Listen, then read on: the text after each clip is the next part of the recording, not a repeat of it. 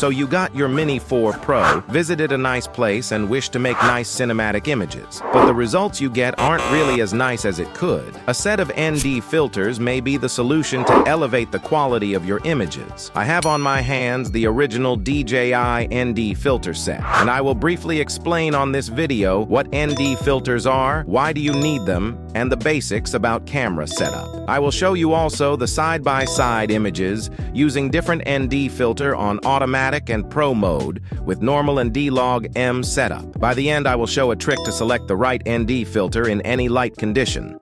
The Mini 4 Pro has a nice camera that records 4K images until 100 frames per second, but it has the limitation of having fixed camera aperture, which means it can't change the lens opening to control how much light comes in.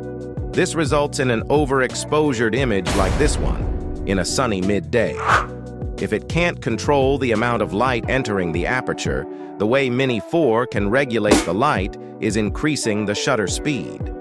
The shutter speed is how long the camera's eye stays open in each frame, and regulate the blurry effect of motion. Faster shutter speed means the shutter stayed short time open, capturing the light of image, and slow shutter means the shutter stayed longer time open, capturing the image light. If the Mini 4 needs to reduce the time the shutter stay open to decrease the overexposure light entering its fixed camera aperture, it also means that it remove the natural blurry effect images must have to give human eyes the comfort motion perception. To correct this problem, we use ND filters. They work like sunglasses, reducing the amount of light coming in, so we can keep the shutter speed to levels which human eye perceive motion.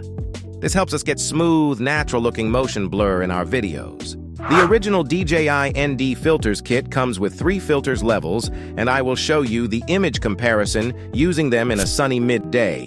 Its installation is quick and simple. So, first we're gonna start using the camera without any filter. In a first moment, the image looks good, but if you notice, the automatic mode set the shutter speed very high. There is a rule in photography that to keep the natural image blur effect, the shutter speed should be the double of the number of frames per second. If I'm recording using 30 frames per second, so it should be using shutter 1 by 60 instead. But when I set the shutter to the double of the frames without any filter, this is what happens with the image. Now, just by using ND16, the auto mode can adjust the shutter closer to normal levels. This is the result using the Pro mode with correct shutter 120. Now notice that when I changed to ND64, the auto mode set the shutter exactly the double of frames. So in this condition, the correct filter is ND64. But if we continue and use the next filter ND256, the image gets too dark and the auto mode has to put the shutter down to 60 and increase the ISO. When I adjust the shutter to correct level 120 and set ISO to 400, note that the image gets a bit darker. Comparing the images, you can notice the difference. I also tested the filters using D-Log M mode to get the maximum possible quality, and these are the results. Now I will show you an easy way to find the correct ND filter.